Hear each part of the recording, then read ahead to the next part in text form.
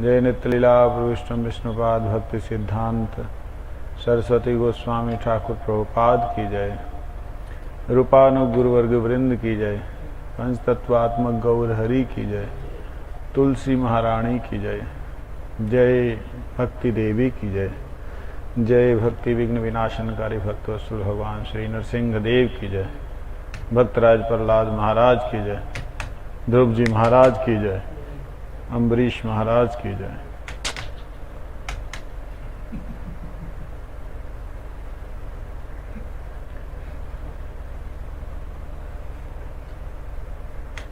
प्रभु जी जो switch on नहीं उसे करेंगे तभी चलेगा। जय रूपानुग गुरुवर्ग वृंद की जय। पंचतत्वात्मक गौर हरि की जय। तुलसी महारानी की जय। भक्ति देवी की जय। भक्तवत्सल भगवान श्री नरसिंह देव की जय। श्रीमद् भगवद गीता की जय। जय सर्वोपनिषद की जय। जय अपने अपने परम आराध्य शिला गुरुदेव महाराज की जय। गौर प्रेमानंदे। वंदना एक साथ।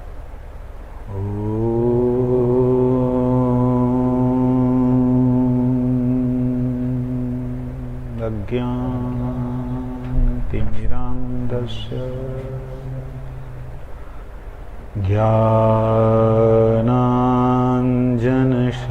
ज्ञानाञ्जनशलाकया चक्षुरुन्मिलितं येन तस्मै श्रीगुरुवे नमः। वाञ्छाकल्पतरुभ्यश्च कृपा सिन्धुभ्यैव च पतितानां पावनेभ्यो वैष्णवेभ्यो नमो नमः। नमो महावदन्याय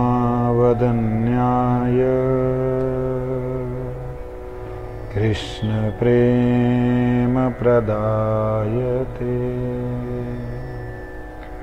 कृष्णाय कृष्ण चैतन्य नामिने गौरत्विषे नमः। तप्त कांचन गौरांगी राधे वृंदावनेश्वरी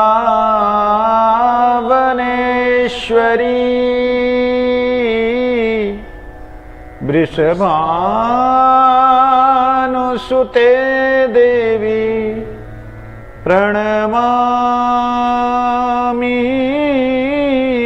हरिप्रिये। हे कृष्णा करुणा सिंधु दीनबंधु जगतपते गोपेश गोपिका कांत राधा कांत नमोस्तुते। नमस्ते तुहलग्राम नमस्ते मुसलायुधा नमस्ते रेवती कांत नमस्ते भक्तवत्सला नमस्ते बलिनां श्रेष्ठा नमस्ते धरणीधरा प्रलम्बारे नमस्ते तु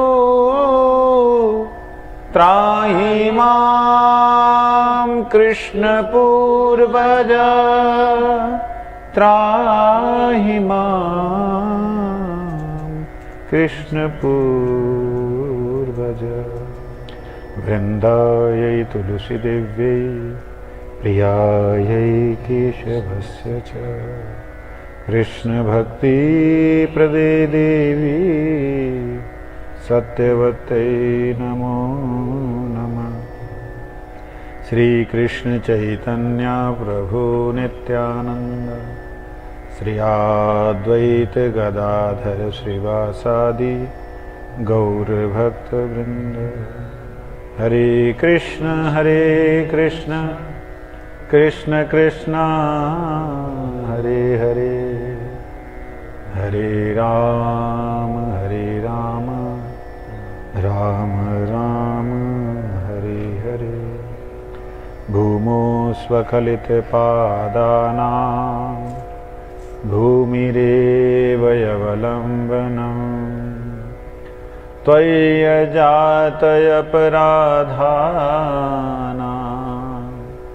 त्वमैव शरणं प्रभु, त्वमैव शरणं प्रभु, त्वमैव शरणं प्रभु।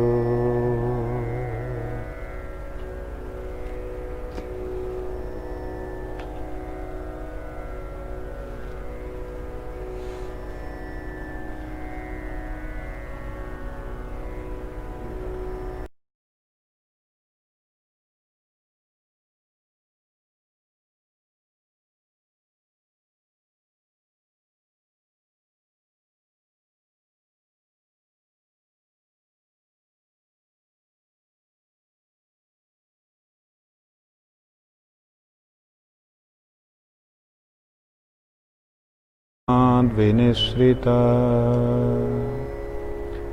एकादश अध्याय 11वां अध्याय श्रीमद् भगवद गीता। सर्व उपनिषदो गावो दुग्धा गोपाल नंदन पार्थो वत्स सुधीर भोक्ता दुग्धं गीता अमृतं महत्।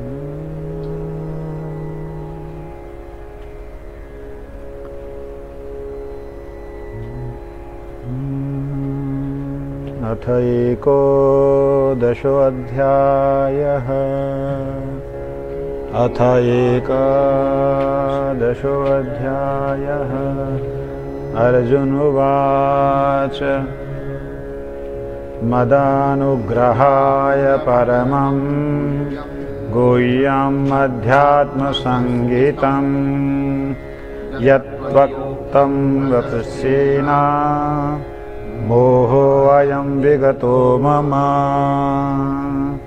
भवाप्ययो हि भूतान् श्रुतो विस्तरशो मया त्वत्तः कमलपत्राक्ष महात्म्यमपि चाव्ययम्। एवमेतद्यथा यत् त्वामात्मानं परमेश्वर द्रष्टुमिच्छामि ते रूपम् ऐश्वर्यं पुरुषोत्तम। मन्यसे यदि तच्छक्यं मया द्रष्टुम् इति प्रभु योगेश्वर ततो मे त्वं दर्शयात्मानमव्ययम्। श्रीभगवानुवाच पश्य मे पार्थरूपाणि शतशोऽथ सहस्रशः नानाविधानि दिव्यानि नानावर्णकृतानि च। पश्याददित्यान् वसून् रुद्रान् अश्विनो मरुतस्तथा बहुन्यदृष्टपूर्वाणि पश्चाश्चार्चणी भारत। इहेकस्थं जगत्कृत्स्नं पश्चाद्यत्सचराचरम् मम देहे गुडाकेश यच्चान्यद्द्रष्टुमिच्छसि न तु मां शक्यसे द्रष्टुम् येनेनैव स्वचक्षुषा दिव्यं ददामि ते चक्षुः पश्य मे योगेश्वरम्। संजय उवाच एवम् उक्त्वा ततो राजन् महायोगेश्वरो हरिः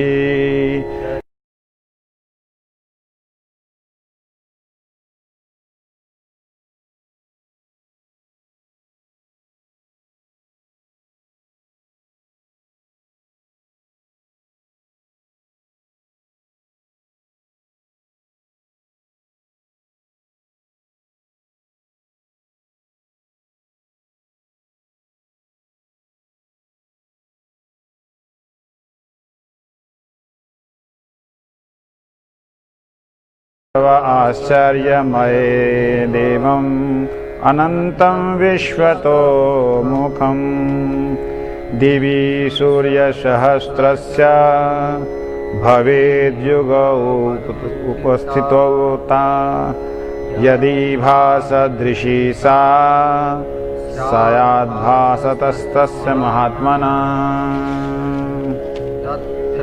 तत्रैकस्थं जगत्कृत्स्नं प्रभिभक्तं येनैकधा अपश्यद्देवदेवस्य शरीरे पाण्डवस्तथा तदा ततः स विश्वाभीष्टयो हृष्टरोमा धनञ्जया प्रणम्य शिरसा देवं कृताञ्जलिरभाषत। अर्जुन उवाच पश्यामि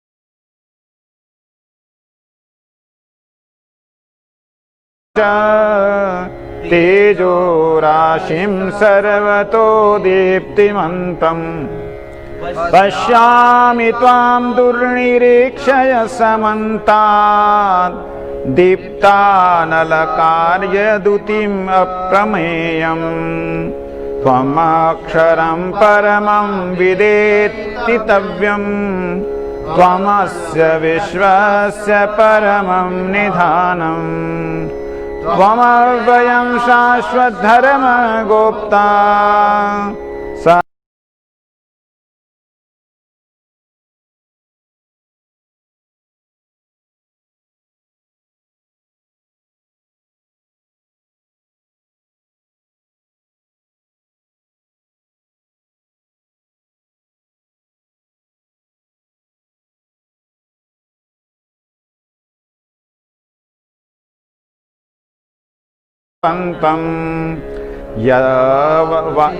जवाद पृथिव्यो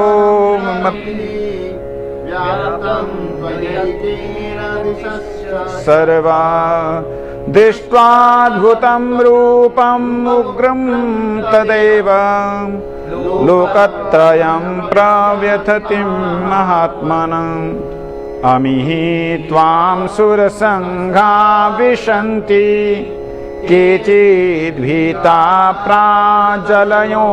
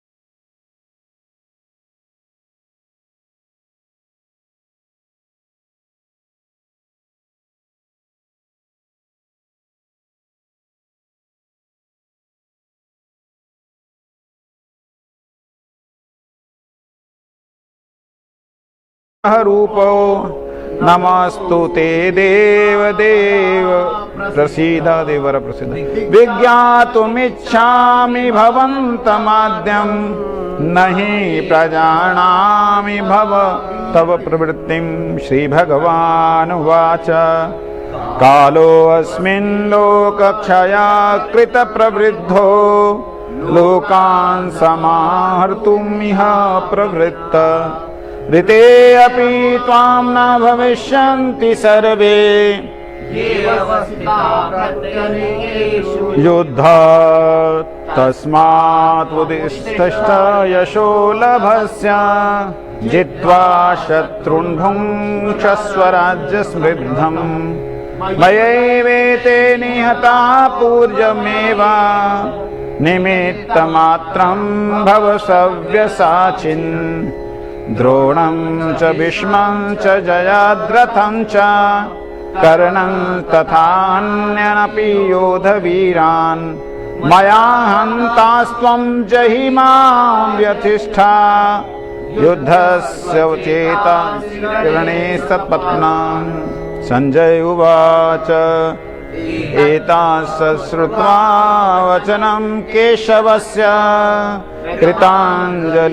कृताञ्जलिर्विमान किरीटी नमस्कृत्वा भुजैव कृष्णं सगद्गदं भीत प्रणम्यम् अर्जुन उवाच स्थाने ऋषिकेश तवा प्रकृतया जगत्प्रहस्यस्तयनुरज्यते च रक्षांसि भीतानि दिशो द्रवन्ति सर्वे नमस्यन्ति च सिद्धसङ्घा कस्माश्च तेनान्येनमेरमहात्मन् गरीयसे ब्रह्मणोऽप्यादिकर्त्रे अनन्तदेवेश जगन्निवास त्वमक्षरं सत् असत्परं यता त्वमादिदेवा पुरुषः पुराण त्वमस्य विश्वस्य परमं निधान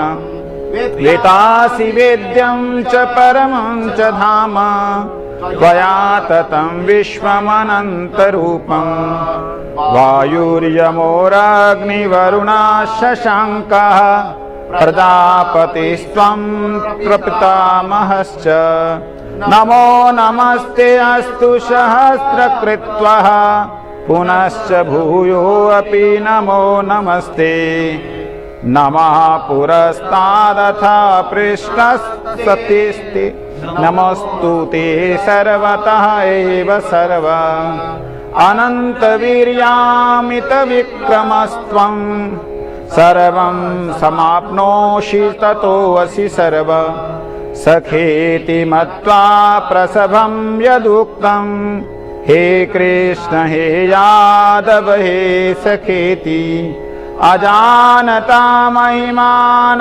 तद्देवं मया प्रमादात् प्रणयेन वापि यच्चावहासार्थम्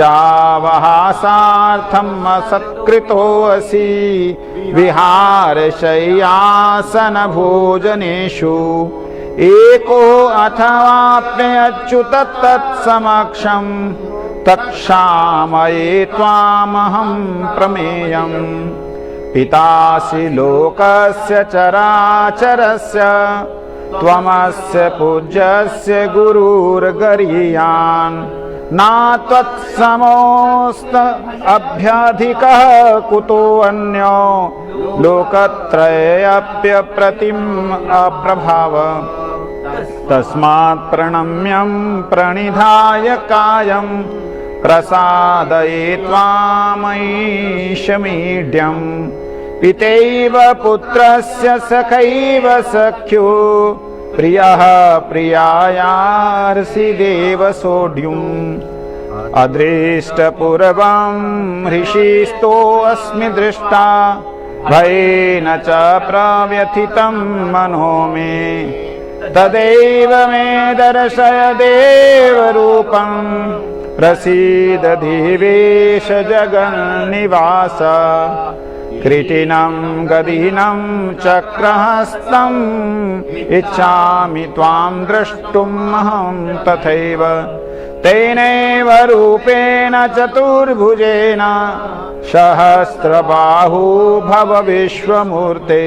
श्रीभगवानुवाच मया प्रसन्नेन तव अर्जुनेदं रूपं परं दर्शितम् आत्मयोगात् तेजोमयं विश्वमनन्तमाद्यं यन्मे त्वदन्येव न दृष्टपूर्वम् नावेदयज्ञाधने अध्ययनेन न दाने न च क्रियाभितपोभिरयुग्रे एवं रूप शक्य अहं नृलोके दृष्टुं त्वदन्येन कुरु प्रवीरा। मा ते व्यथा मा च विमूढभाव दृष्ट्वा रूपं घोरं मीडिन्यमिदम्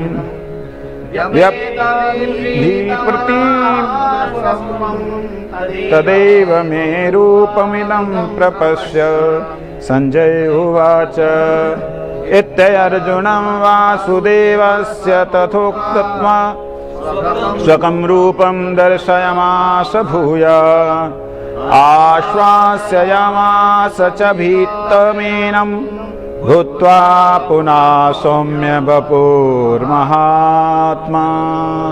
अर्जुन उवाच दृष्टवेदं मानुषं रूपं तव सौम्यं जनार्दन इदानीमस्मिन् संवृत्तः सचेता प्रकृतिं गतः।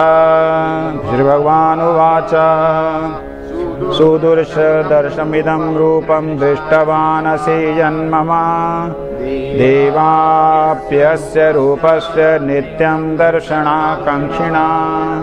नाहं वेदेन तपसा न दानेन चज्या शक्य एवं विदो द्रष्टुं दृष्टवानसि मां यथा भक्त्वा त्वनन्या शक्य अहम् एवं विधो अर्जुन ज्ञातुं द्रष्टुं च तत्त्वेन प्रवेष्टुं च परं तपा।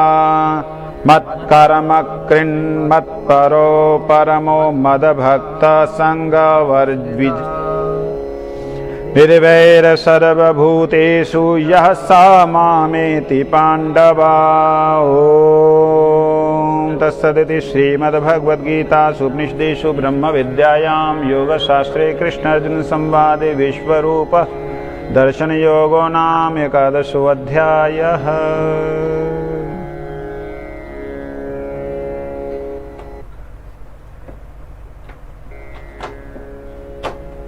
आज एकादश अध्याय में सारा समय चला गया।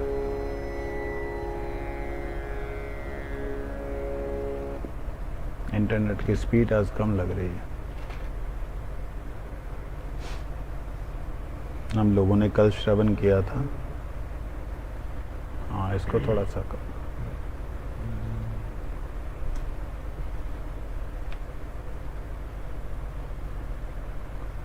एक और कम करो।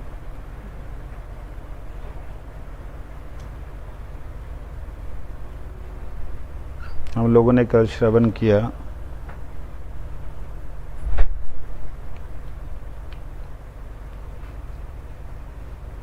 कि गुरुदेव कहते हैं कि जो तुम जानते हो वास्तविकता में वो कुछ नहीं जानते हो।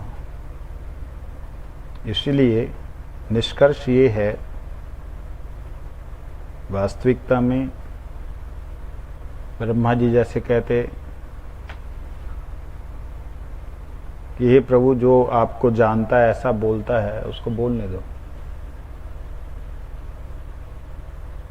मैं ब्रह्मा ये कहता हूं, जो ये कहता है कि आपको जानता हो कुछ नहीं जानता। और जिसको आप जना देते हो वो ये कहता है कि हे प्रभु, मैं आपके बारे में कुछ नहीं जानता। तो जिसको भगवान अपना अनुभव करा देते हैं वो भगवान के अनंत अनुभव का दर्शन कर, अनंत विभूति का दर्शन करके वो एकदम अपने आप को क्षुद्र समझता है। जैसे आज एकादश अध्याय में ये वर्णन आया कि भगवान के उस रूप को देख करके वो भयभीत हो गया और शरणापन्न हो गया अर्जुन, और बोलने लगा कि मैं कुछ भी नहीं जानता हूं। इसलिए अगर हम ये देखें कि जिन्हें वो जनादेश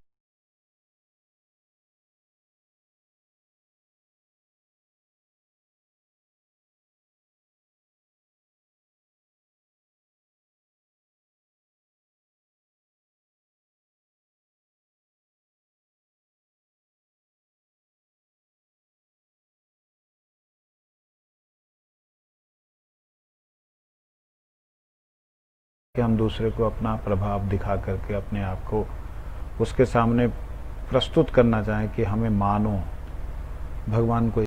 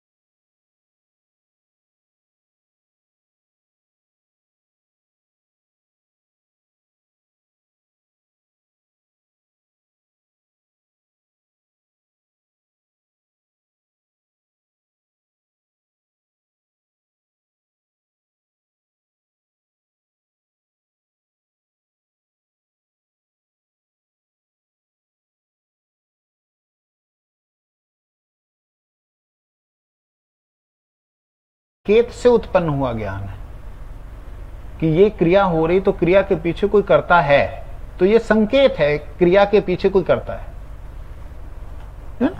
कोई कर्म हो रहा है, हवा आ रही है, हवा आ रही इसका मतलब इसके पीछे कोई है जो हवा करने वाला है, तो इसे संकेत कहते हैं। ये संकेत से जाना गया जो तत्व है उसे सांकेतिक ज्ञान कहते हैं। ठीक है। मतम संकेत से उत्पन्न हुआ जो ज्ञान है वो मत है, अर्थात वो वास्तव है क्या?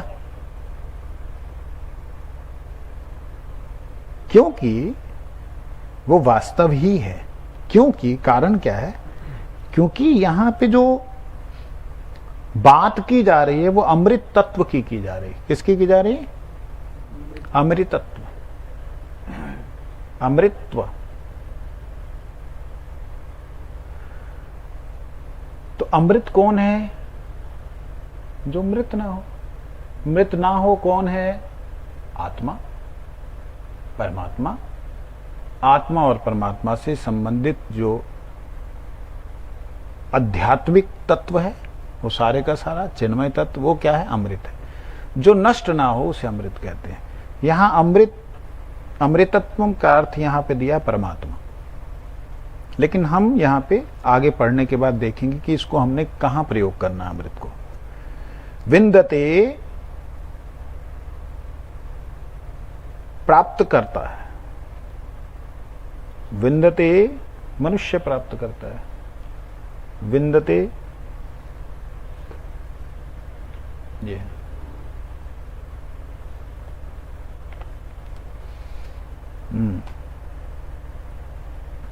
आत्मना, उसके बाद फिर कहते हैं आत्मना अंतर्यामी परमात्मा से वीर्यम, परमात्मा को जानने की शक्ति विंदते प्राप्त करता है। विद्या, विद्या से अमृत अर्थात परब्रह्म पुरुषोत्तम को प्राप्त करता है। ये बात समझ में इस प्रकार से नहीं आती है, एक बार व्याख्या पढ़ के फिर इसको समझने का प्रयास करते हैं। उपयुक्त वर्णन में परमात्मा के जिस स्वरूप का लक्ष्य कराया गया था उसको भली भांति समझ लेना चाहिए कि वास्तविक ज्ञान है। उसे भली भांति समझ लेना ही वास्तविक ज्ञान है और इसी ज्ञान से परमात्मा की प्राप्ति होती है। परमात्मा का ज्ञान कराने की ये जो ज्ञान रूपा शक्ति है ये मनुष्य को अंतर्यामी परमात्मा से मिलती है। मंत्र में विद्या से अमृत रूप परब्रह्म की प्राप्ति होती है। ये इसलिए कहा गया है कि इससे मनुष्य में परब्रह्म पुरुषोत्तम के यथार्थ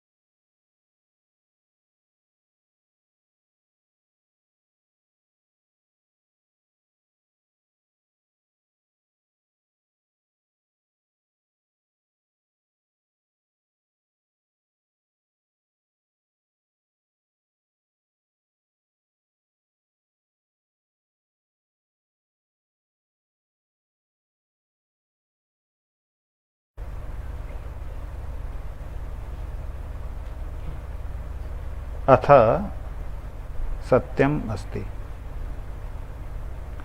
कहते यदि तुमने इस मनुष्य शरीर में उसे जान लिया तो बहुत अच्छा हुआ। सत्यम अस्ति, बहुत सत्यम अस्ति, अच्छा हुआ। यहां चेत शब्द का अर्थ यदि लगाया है। चेत शब्द का अर्थ क्या है? तो आधा चेत, यदि, ठीक है। कहते यदि इस मनुष्य शरीर में यदि यह अवेदिता अथ सत्यम अस्ति, इसका अर्थ मैं ये करता, इसका अर्थ आगे उन्होंने क्या दिया, एक बार उसे पढ़ लें, बहुत बड़ा दिया। मानव जन्म अत्यंत दुर्लभ है, इसे पाकर जो मनुष्य परमात्मा की प्राप्ति के साधन में तत्परता से लग जाता है वे बहुत ही बड़ी भूल करता है, नहीं लग जाता है, बड़ी बड़ी भूल करता है। अतएव श्रुति कहती है कि जब तक ये दुर्लभ मानव शरीर विद्यमान है, भगवत कृपा से प्राप्त साधन सामग्री उपलब्ध है, तभी तक शीघ्र से शीघ्र परमात्मा को जान लिया जाए तो सब प्रकार से कुशल है। मानव जन्म की परम सार्थकता है। यदि ये अवसर हाथ से निकल गया तो फिर महान विनाश हो जाएगा। बार बार मृत्यु संसार के प्रवाह में बहना पड़ेगा। रो रो कर पश्चाताप करने का अतिरिक्त कुछ भी नहीं रह जाएगा। संसार के त्रिविध ताप और त्रिविध शूलों से बचने के लिए यही परम साधन है।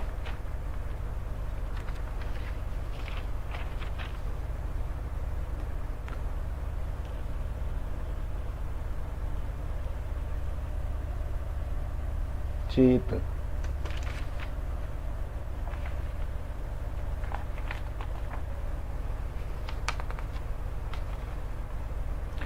कहते हैं ये मनुष्य शरीर ही सत्य को जान सकता है, अर्थात चेत यह अवेदित अथ सत्यम अस्ति, ये शरीर ही मनुष्य शरीर में ही आप सत्य वस्तु को जान सकते हैं।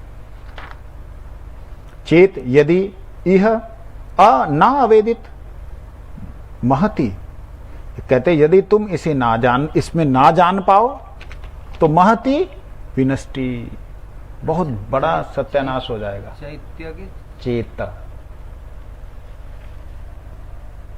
इधर है,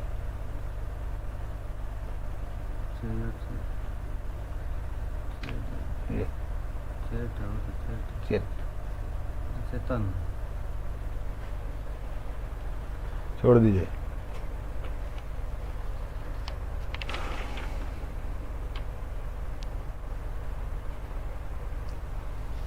कुछ समझ लगा? नहीं ना? इस शरीर से अगर हम जान लेते हैं, यही एकमात्र साधन है, यही सबसे श्रेष्ठ उपाय है। अगर इससे हम जान लेते हैं उस परम तत्व को, तब तो समझ लो बहुत बहुत बढ़िया काम हो गया। सत्यम अस्ति, वो सत्य काम हो गया, अच्छा काम हो गया। कहते हैं यदि इस शरीर से उसे नहीं जान पाए तो बहुत बड़ा नुकसान हो गया। कहते हैं क्यों? धीरा भूतेषु भूतेषु विचित्य अस्मात् लोकात् प्रेत्य अमृता भवन्ति। कहते धीर व्यक्ति जो हैं प्रत्येक प्राणी में विचित्य, प्रत्येक प्राणी में यह जानकर, अस्मात् अर्थात इस तरह का, जैसे ये हम जो ये देख रहे हैं, ये सारे लोग जो देख रहे हैं वो अमर हैं, वो मेरी तरह सारे के सारे नित्य हैं। यदि कोई व्यक्ति धीर पुरुष जो है ये देख लेता है कि प्रत्येक भूत प्राणी में, अगर समझ ले विचित्य अर्थात वो विशेष रूप से चिंतन कर पाता है, समझ पाता है कि अस्मात्, ये सारा जो अस्मात् मतलब ये सारा, लोकात लोक में जो कुछ भी है वो सारे का सारा अमृत है। अमृत मतलब अमर है, अमर मतलब आत्मा है, भवंती आत्मा है। ये जब समझ लेता है तब वह व्यक्ति परम पुरुष की तरफ मुड़ जाता है। नहीं तो सत्य को जाने के बिना भगवान को जाने के बिना मनुष्य इस संसार में त्रिविध ताप और त्रिविध शूलों से बचने के लिए कोई भी उपाय नहीं ढूंढ पाता। उसको निरंतर कास्ट क्लेश मिलते रहते। क्या आप बता सकते हैं 3 ताप कौन कौन से?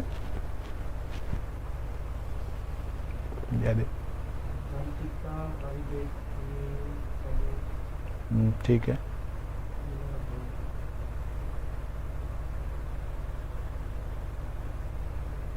त्रिताप कौन कौन से? आदि भौतिक ताप, आदि दैविक ताप, आदि आध्यात्मिक ताप।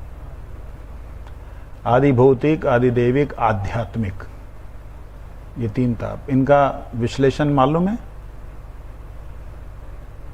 बोल रहा हूं, याद रखना, नोट कर लेना।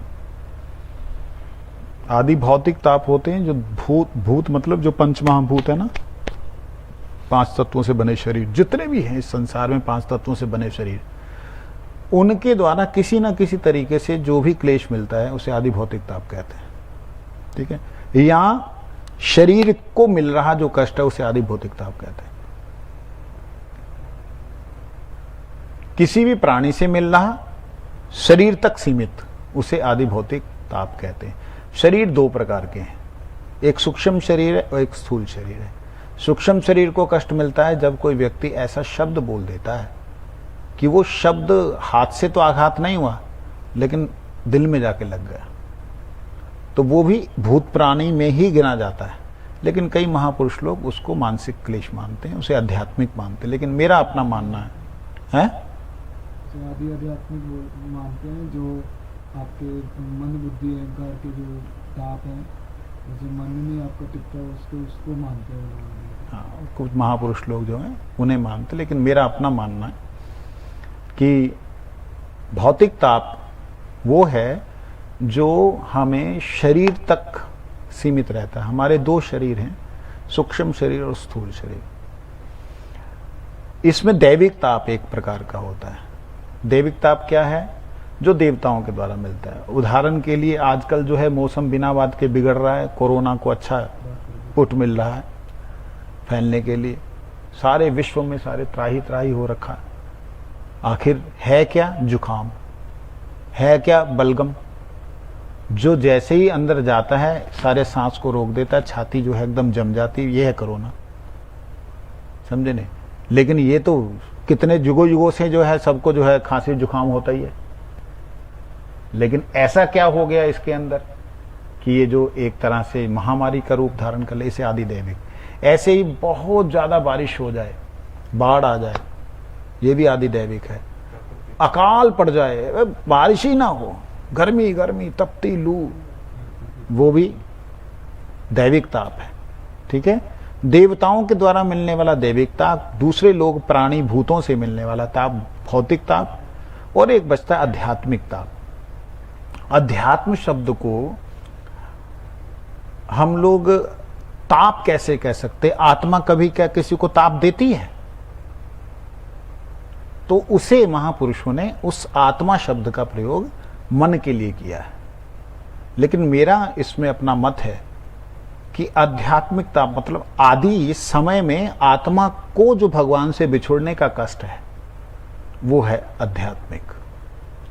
मतलब जब आत्मा भगवान से बिछुड़ी है, इस बात को कई बार आत्मा हमारे मन बुद्धि को, हमारे शरीर को इंडिकेट करती है। कई बार आप देखिएगा, आपको ऐसी स्थिति आती होगी कि किसी ने कुछ नहीं बोला, सारे मतलब अनुकूल हैं, सब कुछ अनुकूल है, सारे चैनल चल रहे हैं, सब कुछ नेट नोट सब फर्स्ट क्लास है, लेकिन माइंड दिमाग जो है बिल्कुल ऑफ होता है।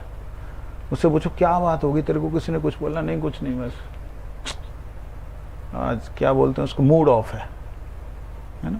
तो मूड ऑफ किसने, किसके द्वारा है? कौन कह रहा है मूड ऑफ है? तुम्हें जो तुम्हारे मन को अच्छा लगता था वो सारे का सारा साजो सामान पड़ा है, तुमको किसी ने कुछ कहा नहीं है। तो ये आत्मा उससे कभी कभी इंडिकेट कर, हर मनुष्य हर जीव को करती, मनुष्य ही नहीं प्रत्येक जीव को करती कि मैं उनसे बिछड़ी हूं, जिनसे बिछड़ी हूं वो कहां मिलेंगे। बट वो अपने शब्दों को, अपने भाव को शब्दों में व्यक्त नहीं कर सकती, यही अंतर है।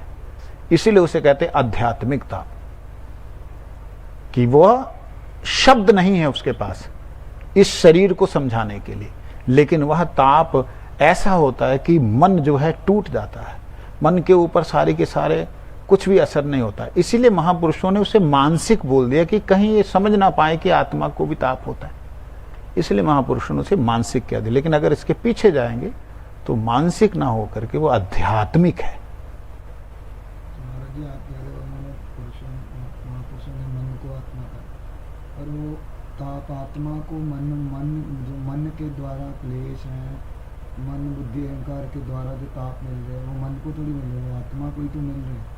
नहीं नहीं, वो मन बुद्धि अहंकार जो ताप दे रहे हैं वो आत्मा को ही तो कष्ट दे रहे हैं, आत्मा को ही तो बांध रहे हैं। तो वो आगे आपने जो उन्होंने कहा कि मानसिक जो क्लेश है वो तो ठीक है, क्योंकि वो ताप तो आत्मा को ही जा रहा है। वो लोगों का ये कहना है कि आत्मा को कोई क्लेश नहीं होता, सुखे दुखे समाकृत्वा लाभो लाभाजा, उसको कोई भी क्लेश नहीं होता, उनका ये मानना है महापुरुषों का।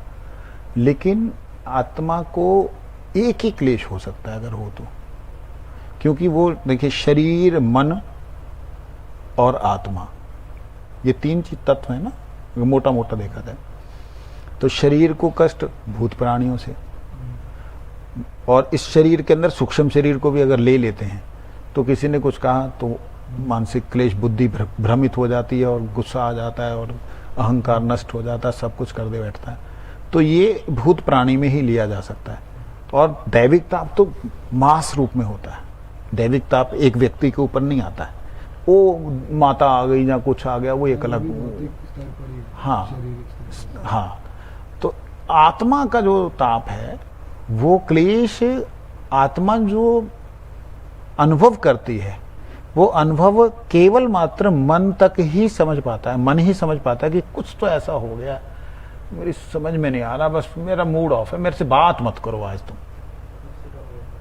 उस समय तो महाराज जी आत्मा दुखी होती है, वही तो इसलिए आध्यात्मिक ताप है, ये तो मेरा कहना है। मन से मिल रहा है, ना मन से मिल नहीं रहा है, मन को अनुभव हो रहा है, मन से नहीं मिलता आत्मा को। मन से आत्मा को जो ताप मिलते हैं वो ताप एक तरह से आत्मा इग्नोर करती रहती है, क्योंकि वहां तक उसके पहुंच नहीं पाते, वो बुद्धि और अभिमान तक सीमित रहते हैं। अब जैसे उदाहरण के लिए कोई भी क्लेश है, कोई भी ऐसा क्लेश जो क्लेश किसी व्यक्ति के द्वारा दिया गया और हमारा मन बड़ा टूट गया या दुखी हो गया, कुछ हो गया, तब क्या होता है ध्यान दीजिए। उस वक्त बहुत ज्यादा जब दुखी हो जाता है ना तो बंदा क्या बोलता है, शरीर ही छोड़ दो, आत्महत्या कर लो। आत्महत्या करने में उसे सुख नजर आ रहा है, उसे अच्छा लग रहा है कि मैं मुक्त हो जाऊंगा, तो वो मुक्त अवस्था आत्मा वाली है, छूटने वाली अवस्था आत्मा वाली है। परंतु आत्मा भी दुखी होती है, ये बात अध्यात्म शब्द का अर्थ निकालना, अध्यात्म। तो ये बात जो है ऐसा विचार में आता है। तो इसलिए आज द्वितीय खंड खत्म समाप्त होता है।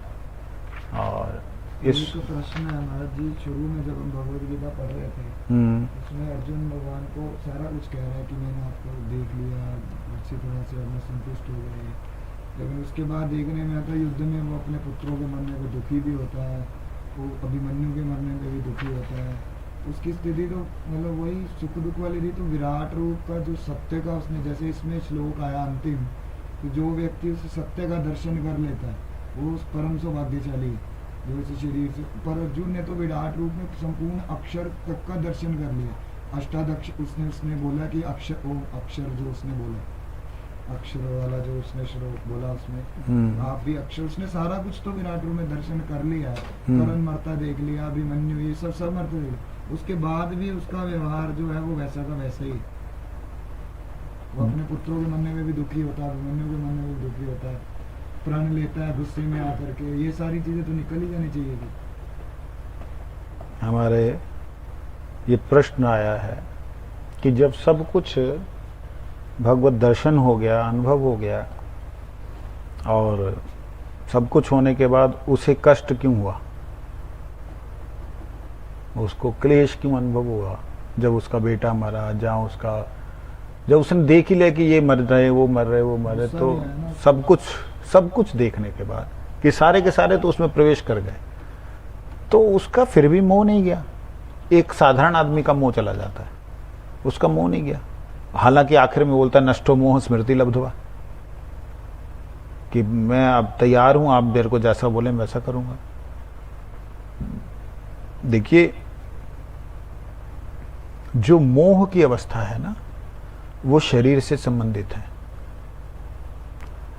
शरीर से संबंधित है। जब तक शरीर है व्यक्ति का, तब उसे तक भूख भी लगती है, उसे खाना भी खाना पड़ता है, और उसके अनुसार, शरीर के अनुसार उसे चलना भी पड़ता है। इसी प्रकार जब तक मन, बुद्धि, अहंकार में ये है कि मैं इसका राजा हूं, ये मेरा राज्य है, मैं इसका प्रभु हूं, या मैं इसका पति हूं, या मैं इसका बाप हूं, या मैं पुत्र हूं, ये जो संबंध रहते हैं, क्योंकि शरीर है तो उसके शरीर संबंधी संबंध भी रहेंगे। इसमें 3-4 दिन पहले ये बात आपने बोली थी, श्लोक में आया था, तो जो व्यक्ति उस ब्रह्म का दर्शन या उसका वो कर लेता है, वो शरीर में रहते हुए भी शरीर से परे हो जाता है, मुक्त हो जाता है, जीवन मुक्त हो जाता है। जीवन मुक्त हो जाता है, वो बात आई थी। उसका मतलब ये अर्जुन ने तो परम स्थिति का दर्शन कर लिया। दर्शन करने से बात ब्रह्म है। से भी ऊपर, और वो बोल भी रहा है उन चीजों को, ऑब्वियसली समझ आया तभी तो वो बोल रहा है सारी चीजें। देखिए, दर्शन करने से, केवल मात्र दर्शन करने से नहीं होता है, अनुभव करने से भी नहीं होता है।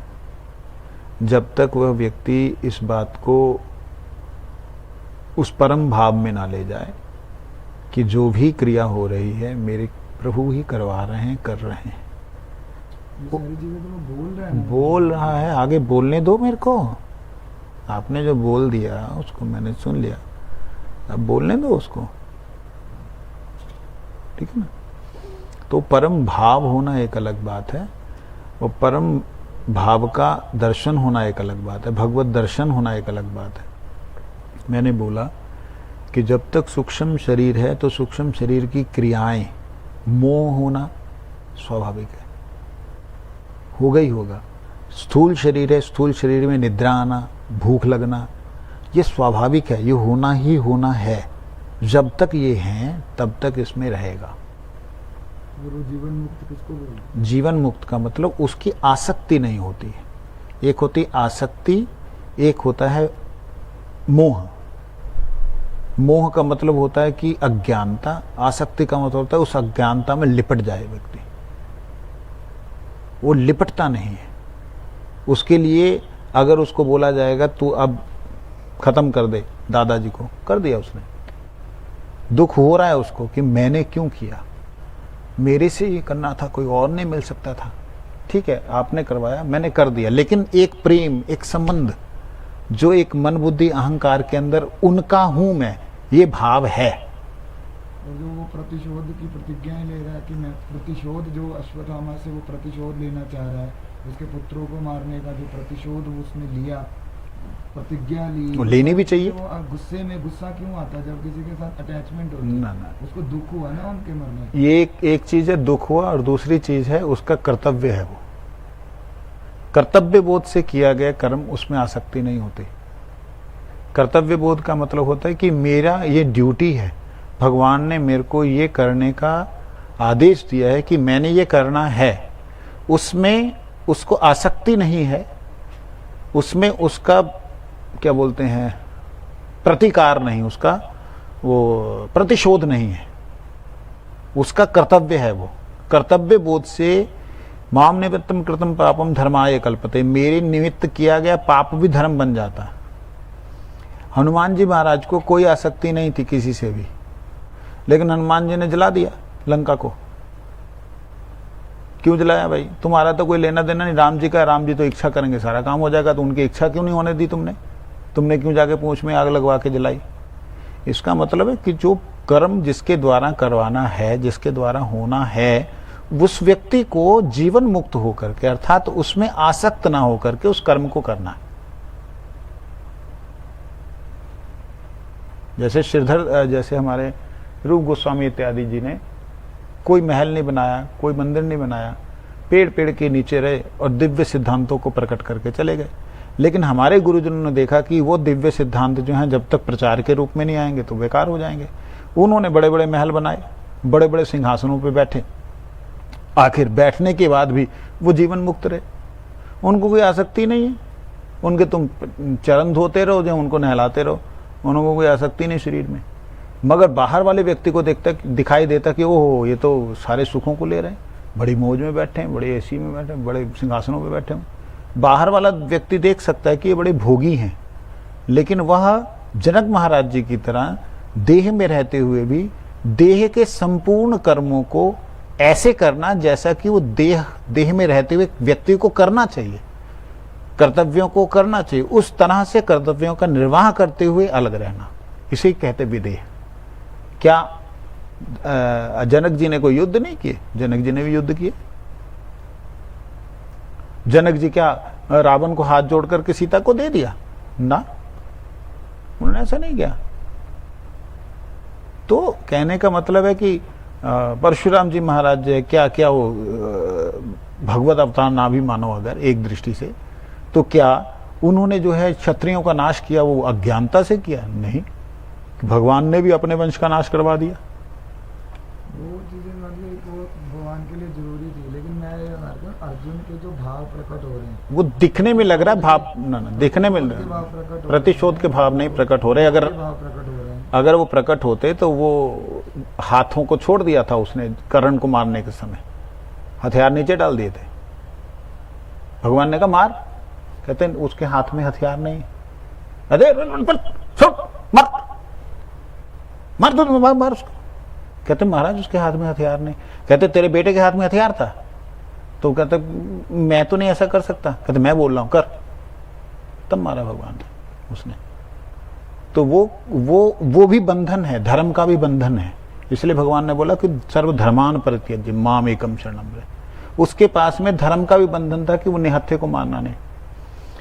धर्म अर्थात जीवन मुक्त वही है जो अपने स्वतंत्र भावों को भगवान की सेवा में प्रयोग कर दे, चाहे उसमें उसे दुख हो रहा है चाहे सुख हो रहा है, चाहे उसके मन को कष्ट हो रहा है चाहे बुद्धि को क्लेश आ रहा है, कुछ भी हो रहा है मैं कर रहा हूं आपके लिए, जो भी हो